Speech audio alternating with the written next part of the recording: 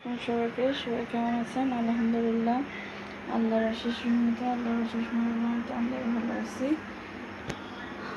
তো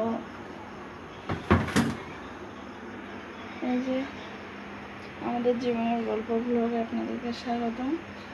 এখানে যে আমি ভাত রান্না করে নিচ্ছি,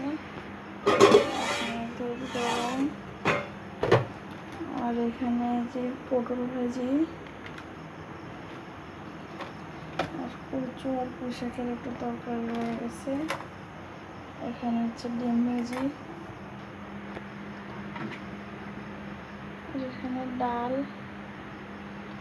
মুসুরের ডাল, এখানে হচ্ছে আলু দিয়ে করলা ভাজি।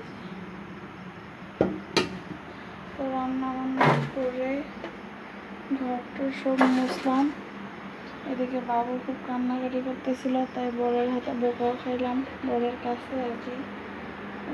সব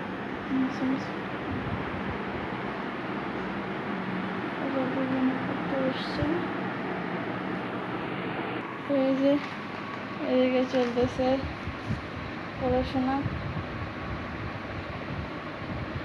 নিজে বললো না, তোমার আট করে দিল। স্যার তো কালকে ধরে বলবে। ভালো করে আটকাতে পারি না। কেন পারো না? পারো না, পরিশ্রম করতেই যাও না।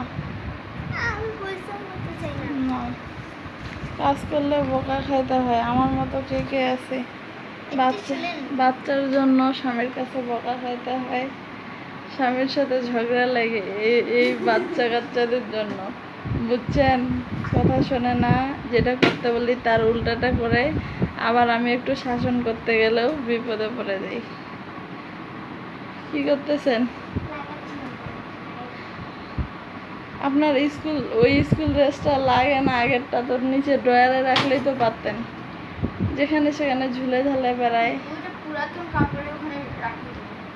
পুরাতন কাপড়ের ওখানে কোথায় উপরে উঠবি? ওই যে ওই জায়গায় উঠবেন।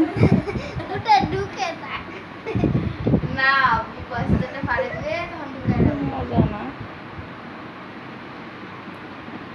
ভালো লাগে না, কথা শোনে না, খুব দুষ্টামি করে।